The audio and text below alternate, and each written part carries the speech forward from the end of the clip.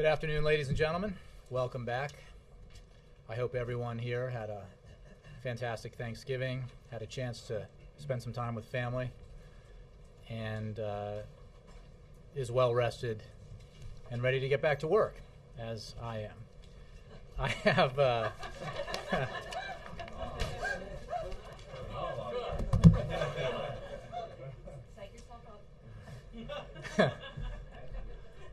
not wanting to overtax myself on this day back, I do not have any announcements to make at the top, so I'll go straight to your questions. Ben Feller. Thanks, Jay. Two topics. First, on Europe, there's a growing fear that the euro is in a particularly perilous state, perhaps poised to collapse within days. Is that the White House view? Well, Ben, our position is and has been that it's critical for Europe to move with force and decisiveness now, particularly with new governments coming into place in Italy, Greece, and Spain. We continue to believe that this is a European issue, that Europe has the resources and capacity to deal with it, and that they need to act decisively and conclusively to resolve this problem. We obviously have a great deal of expertise and experience in these matters, and we have been in regular consultation with our counterparts from various European governments, consulting with them, offering the advice and expertise that we have to assist them. But we continue to believe that Europe has the capacity to deal with this and that they will conclusively. What kind of commitments, if any, is the President seeking today on this issue from the European leaders, and is he confident that they have the requisite sense of urgency? Well, as you know, the President has been and will continue to be in regular contact with Chancellor Merkel and President Sarkozy, as well as others. The meeting today is a regular summit, an annual summit with the EU. It was held here 2 years ago, was held in Lisbon last year. It rotates. And this will be, obviously, the global economic situation, and in particular the situation in Europe will be one of the topics of conversation. There will be other issues. And the President will reflect in his conversations in the meeting today what I've just said to you here, which is that the United States believes that Europe needs to take decisive action, conclusive action, to handle this problem, and that it has the capacity to do so. One question for you on Pakistan. Can you tell us what the President's personal reaction was upon learning of the NATO strikes that apparently killed 24 Pakistani soldiers, and also whether the White House is fearful that this will harm the U.S.-Pakistani relationship, as many people outside the building have said? Well, the President's reaction is all of our reaction, which is that the events that took those lives, the event rather, was a tragedy. The loss of Pakistani life was a tragedy. We mourn the brave Pakistani service members who lost their lives, and our sympathies go out to their families and go out to Pakistan. We take this matter very seriously. I believe my colleague over at the Pentagon, George Little, announced earlier today that in addition to ISAF looking into this, at the request of General Allen, CENTCOM will be investigating this matter, and we're obviously very keen on finding out exactly what happened. As for our relationship with Pakistan, it continues to be an important cooperative relationship that is also very complicated. And we have been, senior U.S. officials have been in contact with the Pakistani government, with their counterparts in Pakistan, including Secretaries Panetta and Clinton, Chairman Dempsey, General Allen, Ambassador Munter, and those contacts will continue. It is very much in America's national security interest to maintain a cooperative relationship with Pakistan because we have shared interests in the fight against terrorism. And so we will continue to work on that relationship. Excuse me. Yes, Reuters. Just to follow up on Pakistan, have any senior White House officials been in touch with people in Pakistan? Has the President reached out to anybody? I have no contacts at the presidential level to report, and I don't believe anybody in the White House has been. But as I said, some of the most senior members on the national security team for this administration have been, and I'm sure those contacts will continue. I guess a lot of people are fearing that this is at crisis levels, the tensions between the United States and Pakistan over this incident.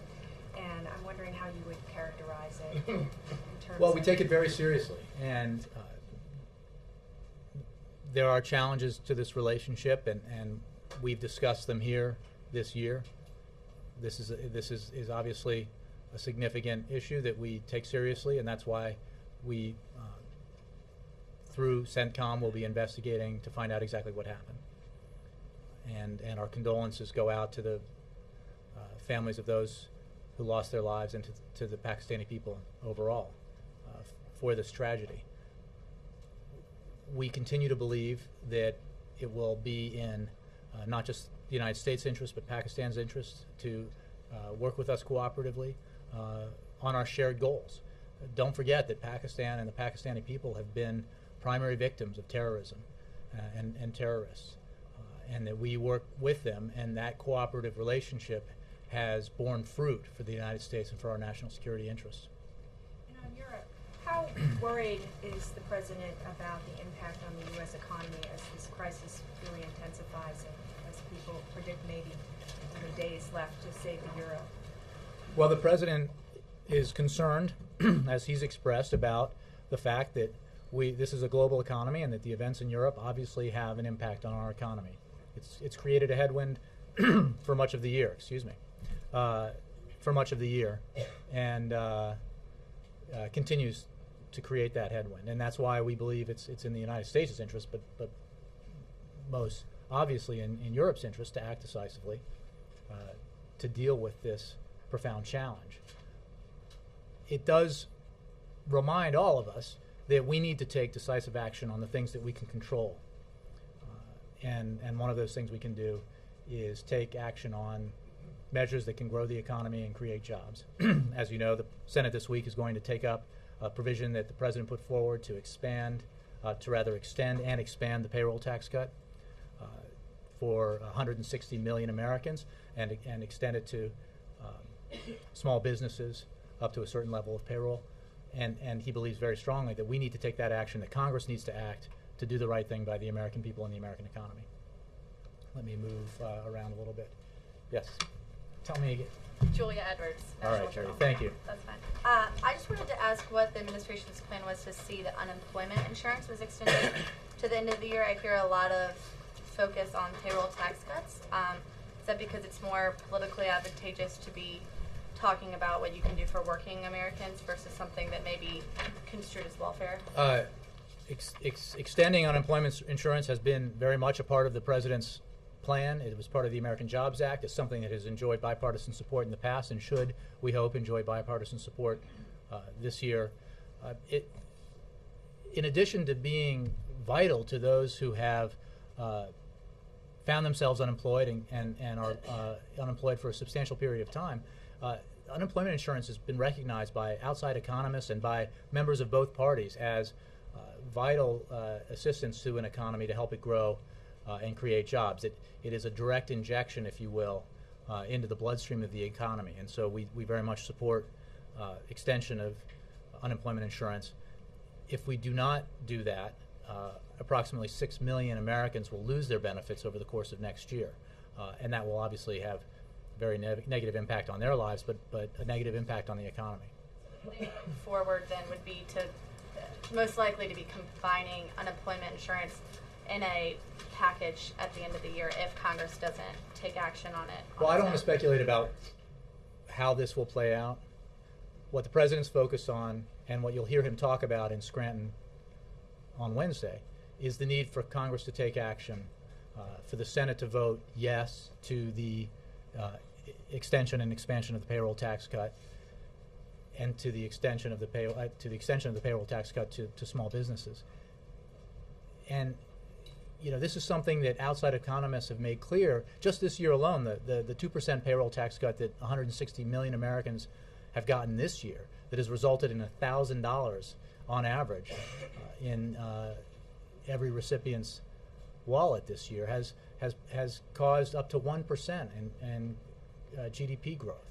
Take that away, and you're going to shrink the economy. You're going to cause the economy to shrink, to grow less, and you're going to do a lot of harm to 160 working Americans, 160 million working Americans.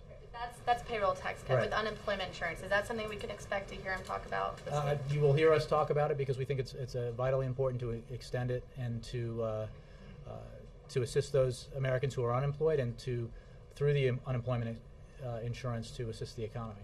Yes, Jake. Just to follow on a couple questions that have already been asked. On Pakistan, the president's not making any conclusions about what happened. It may, in fact, be that the Pakistanis fired first. The president's keeping an open mind about what might have happened. Well, we want to wait to see what the investigation discovers. Yes. Okay. And then in terms of what's going on in Europe, you said that this is a European issue. Europe has the resources and capacity to deal with it. President Obama said recently that this is a problem of political will. Mm-hmm. And I guess I wonder, you didn't say Europe has the political will to deal with this. Well, do you the think president's been very clear, both publicly and in his conversations with European leaders, that they need to demonstrate the will to deal with this very challenging problem. We recognize that this is difficult. We experience similar difficulties in tackling the challenges that we face in this country as we were in free fall economically in the beginning of 2009 and shedding jobs at a terrible pace, and where the prospect of global economic collapse was out there. And so the president fully understands the challenges here, that both political and substantive, but he believes this is a moment that requires that kind of decisive action. And yes, that requires political will as well as the financial resources necessary. what is he doing other than these occasional conversations with Well, European leaders? I would just say they're not occasional. I mean, if they're two leaders he's spoken with more often than Chancellor Merkel and President Sarkozy in recent weeks and months, I don't know who they are. I mean, they're regular. We read them out regularly. He's in consultation, obviously, with other European allies. Tim Geithner, the Secretary of the Treasury, is in regular contact and has traveled frequently to Europe, and other counterparts have been involved as well. So we're very engaged in this. We have, because of our experience, our unique experience, I think some very constructive help that we can offer and advice that we can offer.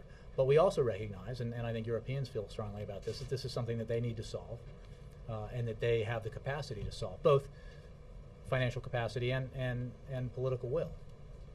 Lastly, I wanted to get your feedback on a study that the Wall Street Journal wrote about today, based on my understanding, based at least partly on numbers tabulated by our unofficial statistician, Mr. Knoller, which is that President Obama seems to have traveled to battleground states more so than any other president before him.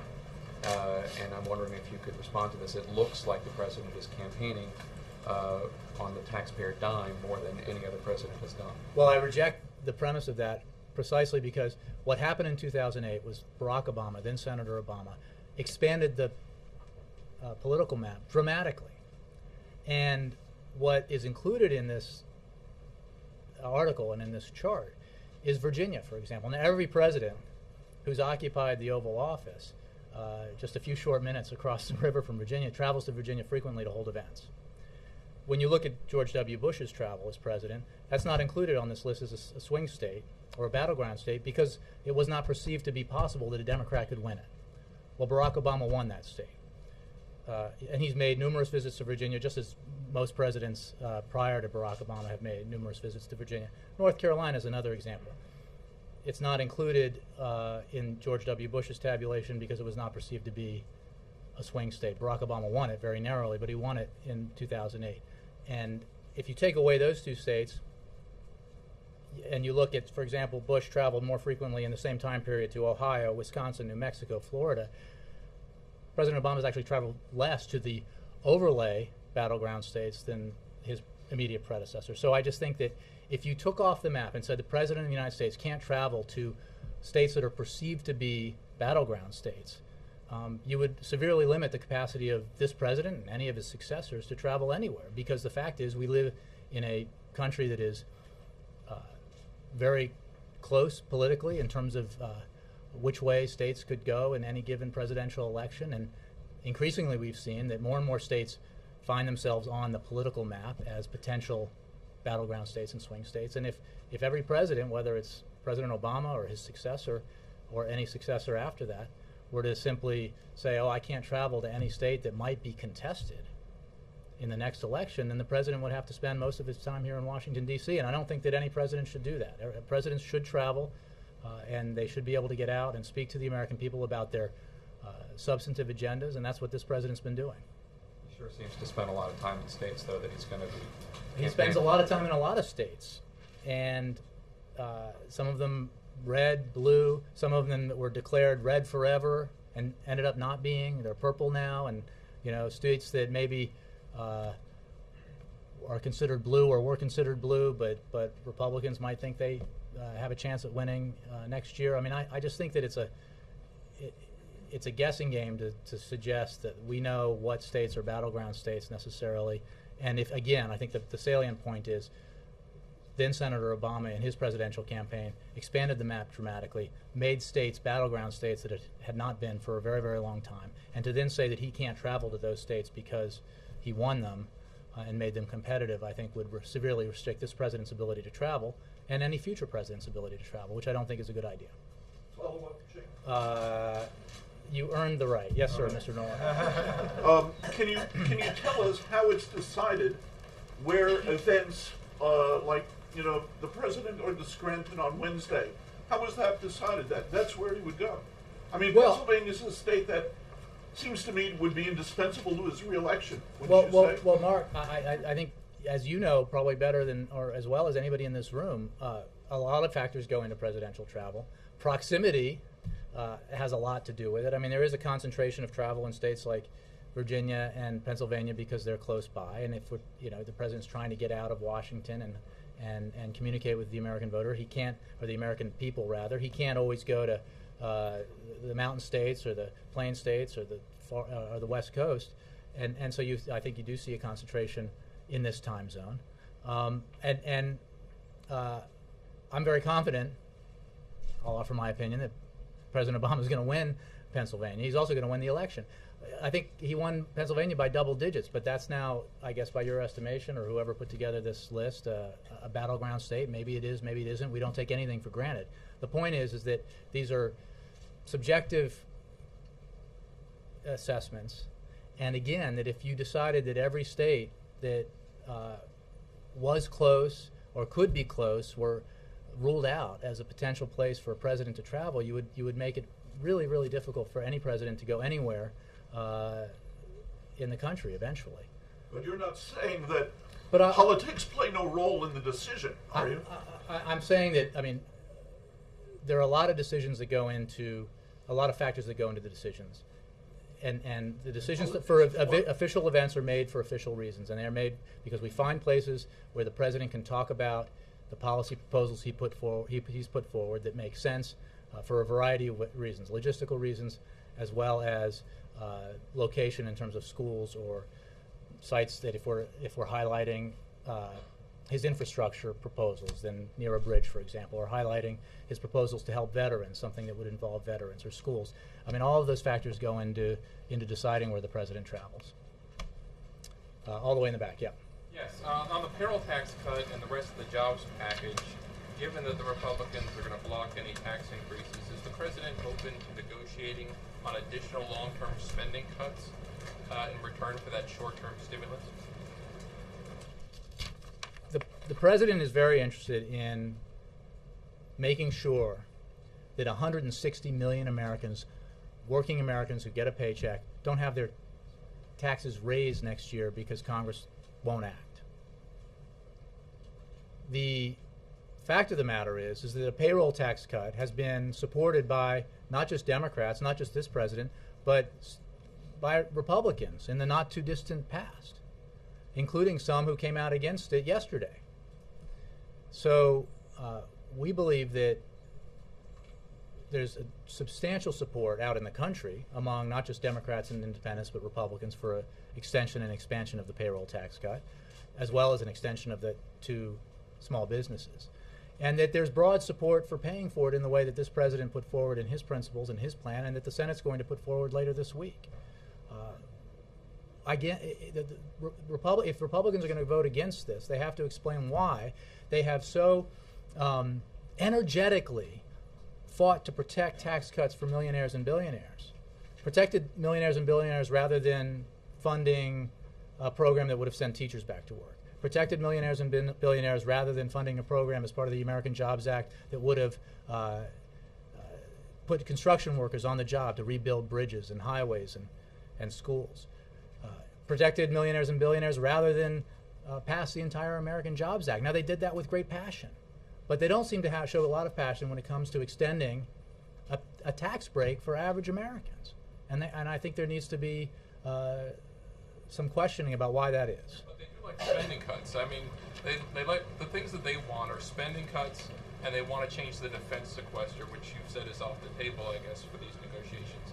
I mean, is spending cuts something that you would be willing to negotiate? I'm not going to negotiate an outcome that we don't believe should come to pass.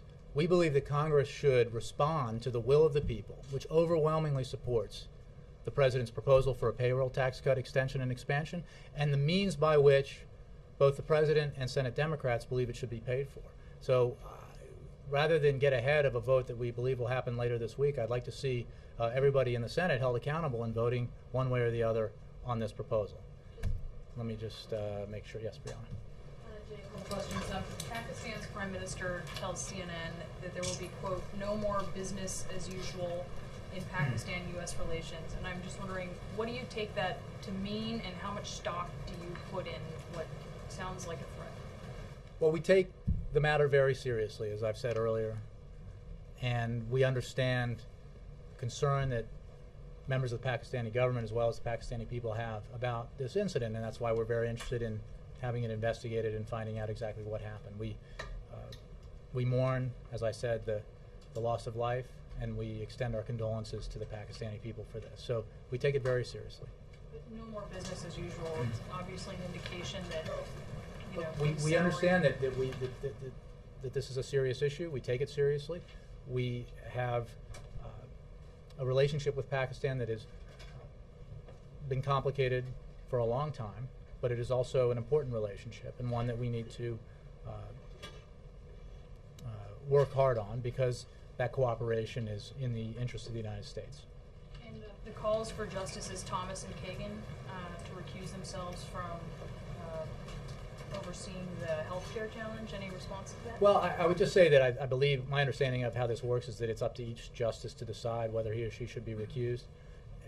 Just speaking of Justice Kagan, because obviously this president nominated her, and that confirmation process occurred just last year, and we all either participated in it or witnessed it.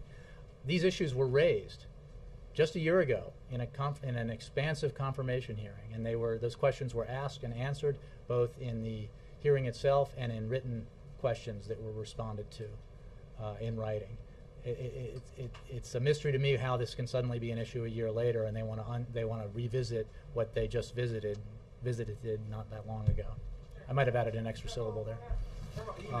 Raise the issue on that. About again, Justice Kagan said amazing. As I just said, she was all this stuff was examined. All of it was questions were asked. She answered it, and she responded in writing to this. So I think it sure sounds like a political thing to try to revisit it just a year later. But the information that was in the emails was not available during the confirmation. Nora. On the payroll tax cut extension, will the president sign an extension that does not include a tax on millionaires to pay for it? The president looks forward to the Senate voting on the bill that Senate Democrats are putting forward that pays for an extension and expansion of the payroll tax cut in a way that Senate Democrats support, the president supports, Democrats, independents, and Republicans support around the country. Republicans support everywhere apparently except on Capitol Hill. Just to move that conversation along. Well, I don't want to. Republicans will I'm not likely going vote to against negotiate. it, and it's going to fail, and so it will likely end up in an omnibus Well, with a before defense we- bill or a continuing resolution. So is the But president Nora, going to back before- down and sign an extension of the payroll tax cut extension without the? Well, I'm not going to negotiate an end game here before this vote has even happened, and I think it's not fair to the American people to sort of just say, oh well, they're going to vote against it. Let's ignore that and move on and see what they might vote for. Because here's what Senator McConnell said about the payroll tax cut. in early 2009. He suggested that we should have a 2-year elimination of the payroll tax. It put a lot of money back in the hands of businesses and in the hands of individuals, both of whom pay the payroll tax cut. Senator John Kyle, who had something else to say about it yesterday, said in late 2009, you can do some things to stimulate job creation, and certainly something like reducing the payroll tax cut, which has been written about recently, would accomplish that, job creation. That must be a good thing, right? Senator Hutchison, I think the payroll tax cut does help some. It helps the individual who is working and the employer. Senator Alexander in late 2010 said, if you're a small business person in Tennessee, what this means is that you won't be paying tens of thousands of dollars, perhaps more in taxes, and you can use that to create a job. It also means that your employees who work there will get a 1/3 reduction in their payroll tax payments every 2 weeks, and maybe they'll spend some more money creating more jobs. We couldn't have said it better. Senator Hatch called it a conservative approach to help put our economy back on track, a targeted, reasonable way to get employers hiring again. This is a conservative approach, as I said. Now, obviously these Republican senators believe that a payroll tax cut is a good thing, at least they did.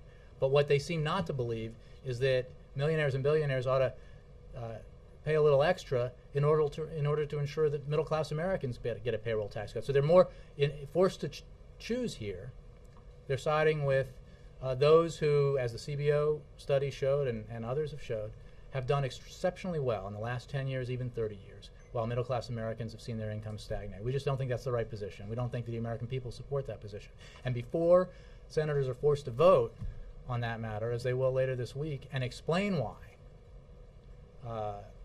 they'd rather see taxes go up on regular Americans than see millionaires and billionaires pay a little bit more, before we get beyond that, I want to see that vote happen. And then just a quick question on Pakistan. Did the president make any calls on Pakistan? I have no calls to report out to you. And if NATO forces or American forces are fired on from Pakistani military bases, are they allowed to defend themselves? I think that's a question best directed towards ISAF and to the Pentagon. I would say if it's a question about this incident that we are just beginning an investigation into what happened. Let me. President's travel. I didn't think the criticism was that the president should stop traveling. Obviously, he's entitled to travel. But as you make a fair point that he's expanded the electoral map, isn't the criticism that the campaign and not the taxpayer should pay for it? Well, no, but the suggestion is that he can't make official travel to any state that's considered contested or close, and we just utterly reject that because the president has a responsibility as the president, as commander-in-chief, as well as the leader of the country on domestic matters, to go out and meet with Americans, to have events in different states across the country, and to discuss this. But you're saying he again. You're saying he shouldn't go there because it's close, and it was only close because there, but maybe the campaign picks up the tab at some point. I see, and again, take away those states that he happened to win against all odds and probably against the predictions of various news organizations. That he then it was okay for previous presidents to go there, but not for him because he won so convincingly in 2008. That just doesn't make any sense. More times than he goes to Tennessee. Why does he go to Pennsylvania? There are a variety. He goes to Georgia. Jake, there are a variety of reasons. But the primary of that decisions are made about where he goes, and he goes to red states, he goes to blue states, he goes to states that are considered battleground states, and those decisions are made for substantive reasons based on the policy issue that we're putting that he's addressing.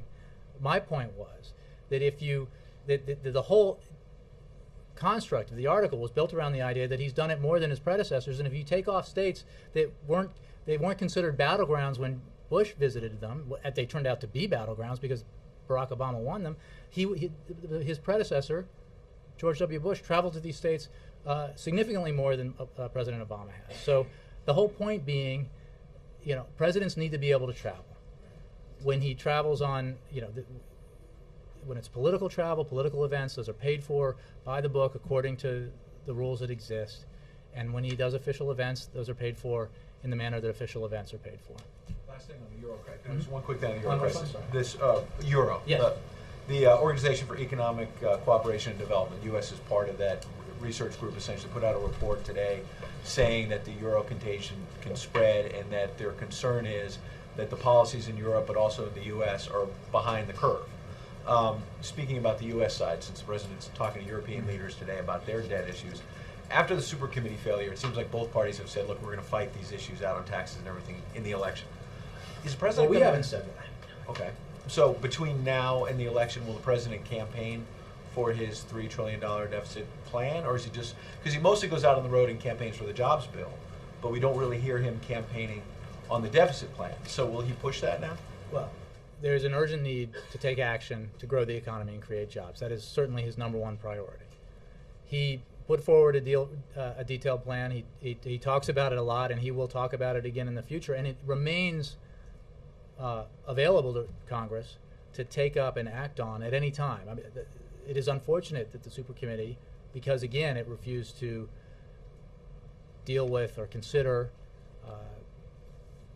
the Bush tax cuts or revenue in any substantial way, that the super committee failed because it allowed for a mechanism by which Congress could have acted more efficiently and quickly to deal with this long-term deficit and debt challenge. But there's nothing that prevents Congress from doing the right thing and taking up a balanced approach, the likes of which the President put forward in a 80-plus page plan, and acting on it, if not this month, then next month, or February, or January, or February, or March. It doesn't have to wait until the election.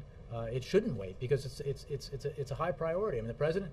It's funny if you look at sort of the assessments that are made by outside observers and columnists and commentators and economists. They always say what we really need, what this economy really needs, is near-term measures to have a positive impact on the economy in the near term, to grow it and create jobs in the near term, and measures that deal with our medium and long-term deficit and debt problems. Well, the President has put forward proposals to deal with both, and he certainly hopes that in addition to acting on the payroll tax cut and extension of UI, that the Congress will see fit to continue to act on other measures, provisions within the Jobs Act, and he certainly hopes that Congress will take up his deficit and debt reduction plan. Europe. On Friday, Germany, Finland, and the Netherlands called on the IMF to take a bigger role in the European debt crisis. The United States is the largest shareholder in the IMF. Does the administration support this idea? Look, I think I would just refer you to some of the things we said about questions about the IMF's role coming out of the G20, and that hasn't changed, which is IMF has substantial resources. It can play a role on the side, if you will, or a part of this. But the issue here is a European issue, and Europe needs to act. What we have also said is that we do not in any way believe that additional resources are required from the United States from American taxpayers. Yes, Chris. Yeah, today Representative Barney Frank is currently announcing his retirement for Congress. As the longest serving out LGBT member of Congress and also a senior Democrat, what does the White House and the President think that this says both to the advancement of LGBT issues in Congress and also to the Democrats' obvious desire to take back the House in 2012?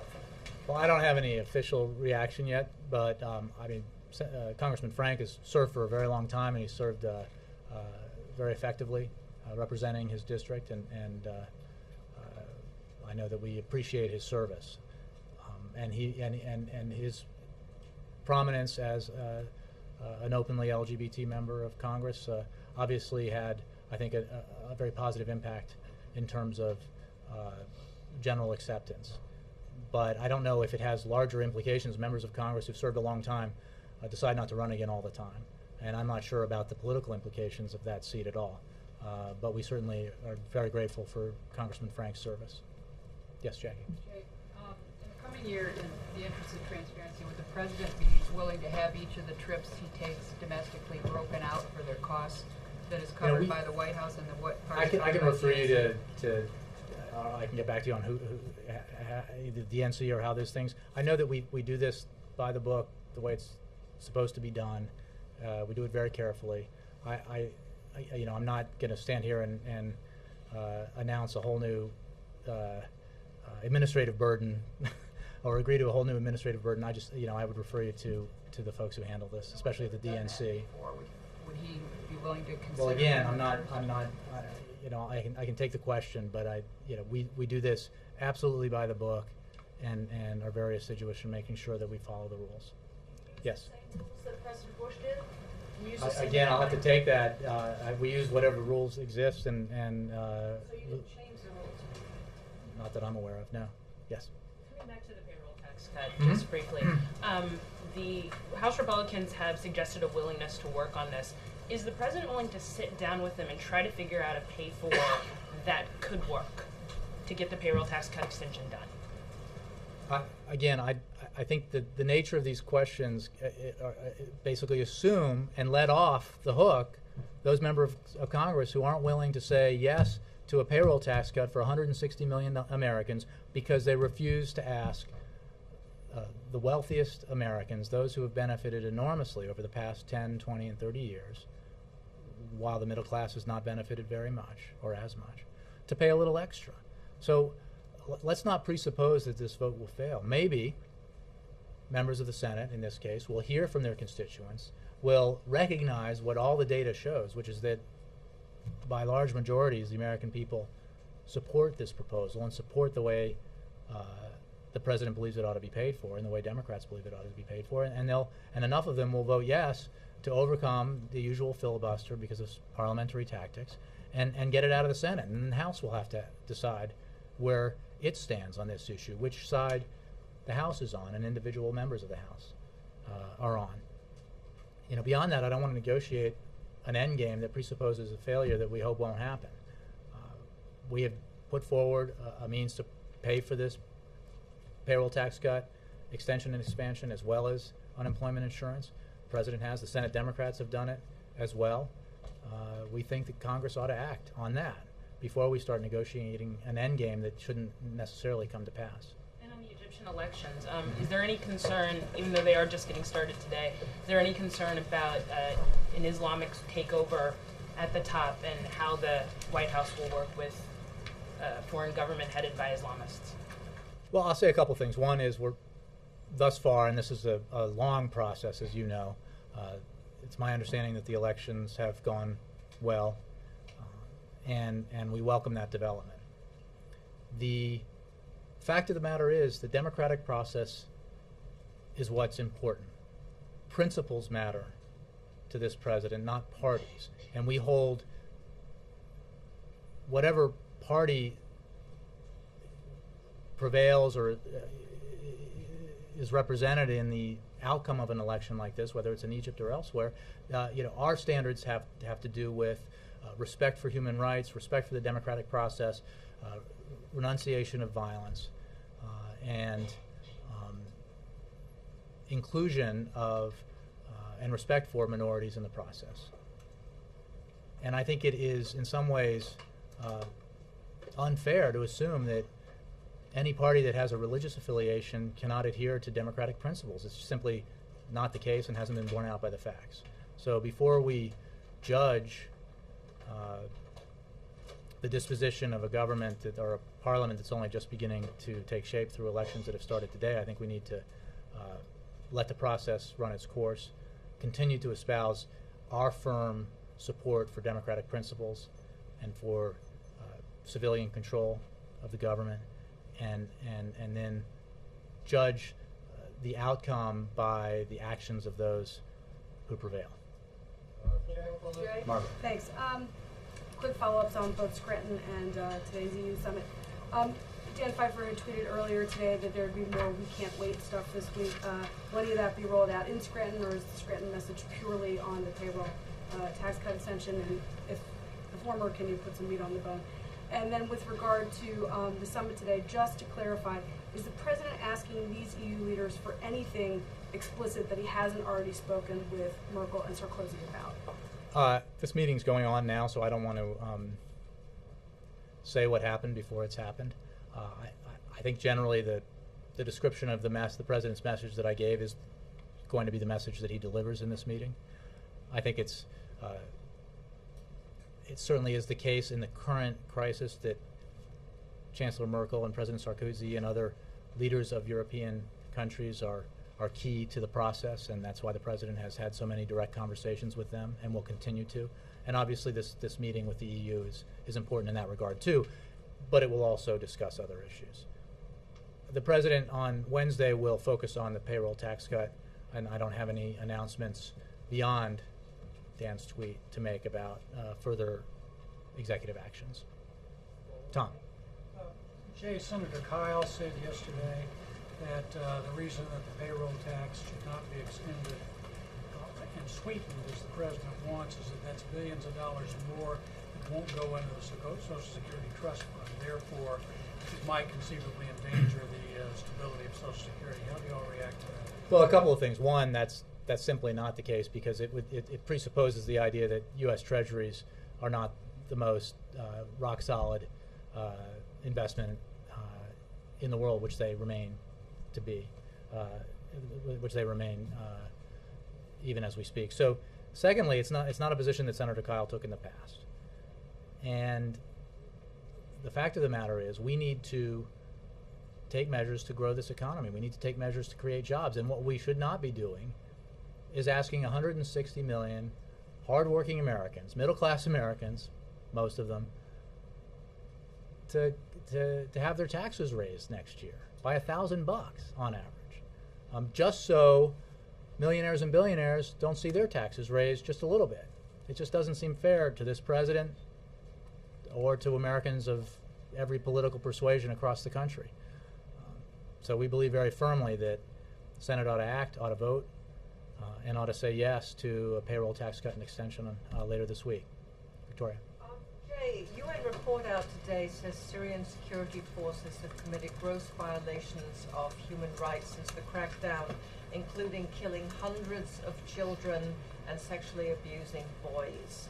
And even with the sanctions imposed by the Arab League, is it time for the UN Security Council to get involved? Well, I haven't seen the report that you referenced, but we have very strongly condemned the violence perpetrated by the Assad regime, the gross violations of human rights perpetrated by the Assad regime. We have worked very hard to isolate that regime, and as you know, we took action, and we have since seen the EU take action, the Turkish government take action, the Arab League take action to further isolate the Assad regime because of its refusal to cease and desist from the kind of violence that it's perpetrating and the kind of violence that you just referenced. So we believe that's the right action. We believe that the fact that it's the right action is demonstrated by the support for that approach that we've seen now, not just among Western nations, European nations, but also by the Arab League. And we will continue to work to isolate the Assad regime because he's clearly lost his legitimacy to lead. Well, my question is it time perhaps for the next Well, we'll step? continue to work with international organizations. We believe the approach that we've taken is the right approach, and that it is most effective when we have this kind of concerted, broad effort, as demonstrated most recently by the Arab League's action. Yes. Jay, Iran followed the president through the Asia trip. Are there any concrete steps that you can report or talk about now regarding China and Russia efforts to come about with a unified approach to prevent? Well, I think you know from the Board of Governors vote that there is great unity in the international community in condemning Iran's refusal to live up to its international obligations. That vote coincided, as I think Tom Donilon mentioned when he briefed in Indonesia, with a UN vote condemning the attempted assassination of the Saudi ambassador to the United States. Overwhelming votes, including Arab states and other states around the country, with very few opposing. And I think that it again demonstrates the approach that we've taken here that has unified the world in isolating and pressuring Iran because of its behavior. Whereas in the past we had a situation where Iran did not face the same kind of pressure because there was disunity in the international community about what action to take, and some folks were blaming the United States when in fact that wasn't true. The action that we've taken has demonstrated that the bad behavior is being perpetrated by the Iranian regime. Nothing to move us past the point where we were. Look, I think how you they- saw some new sanctions that we put forward. You saw some other sanctions that others have put forward, and that will continue to put pressure on the Iranian regime. And the fact that that pressure is having an impact is, I think, been validated by a lot of outside sources and validated, in fact, by the president of Iran. So that pressure continues, and we'll ratchet it up in a variety of ways. Yes. Thank you, Jay. On the newest move by the Arab League against Syria, there are a couple of countries that came out, one of them being Iraq, that said that they won't impose these or enact these sanctions or act on them. What do you say to countries like that that are partners of the United States? Well, again, I think the significant fact here is the action that the Arab League took, and which reflects the action that the EU took, the United States took, that Turkey took, and I mean that's our focus, is that there is a remarkable amount of agreement internationally among not just Western states but states in the region about how reprehensible the actions that the Syrian regime has taken are, and we believe that that kind of isolation will have an effect, and that it is the right thing to do. There's no discussion with U.S. partners that are not acting. Well, I would refer you perhaps to the State Department for specific conversations that may be taking place or might take place with other countries that have a different view. But again, I think the story here, and I think it's a pretty remarkable story, is the broad consensus that we've seen in isolating Syria for its behavior. Sam. Yesterday, Last one.